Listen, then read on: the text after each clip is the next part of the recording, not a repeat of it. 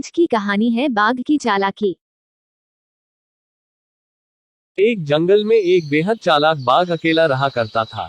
हालांकि जंगल में और भी बहुत सारे जानवर रहते थे, परंतु वह बाघ अपने परिवार से बचपन में ही बिछड़ चुका था।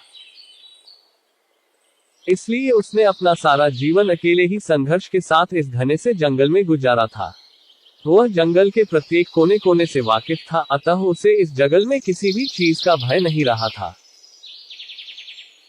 वह सारे जंगल में अकेले घूमता और जब जरूरत पड़ती अपने खाने की व्यवस्था कर ही लेता। कहते हैं ना कि पारिवारिक व्यक्ति की घर की जिम्मेदारी ही उसी की जिंदगी से उस गुमराह कर देती है, क्योंकि वह हर वक्त अपने परिवार के सदस्यों के बारे में ही सोचता है।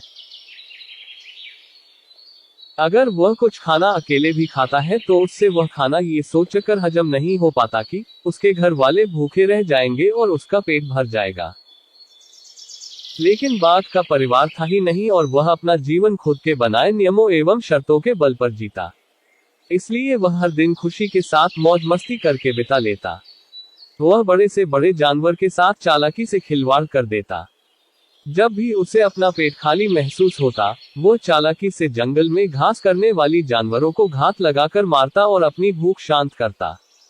कई बार तो किसी जानवर को उसके साथियों के सामने ही मार डालता और शिकार को दूर ले जाकर वहां अपना पेट भरता।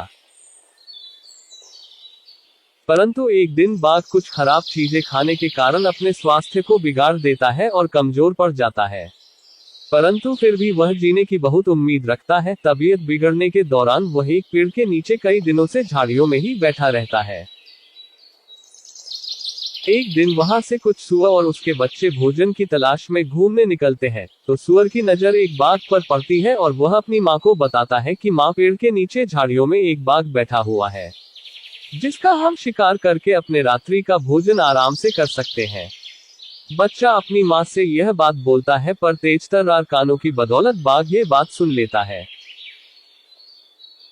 और एक मृत बाघ की भांति नखरे करते हुए कुछ क्षणों के लिए अपनी सांस रोककर सो जाता है।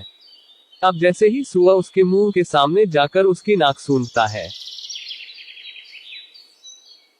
तो वह उसे मरा हुआ समझता है और उसे अपने स्वास्थ्य के लिए हानिकारक समझकर वहां से चला जाता है।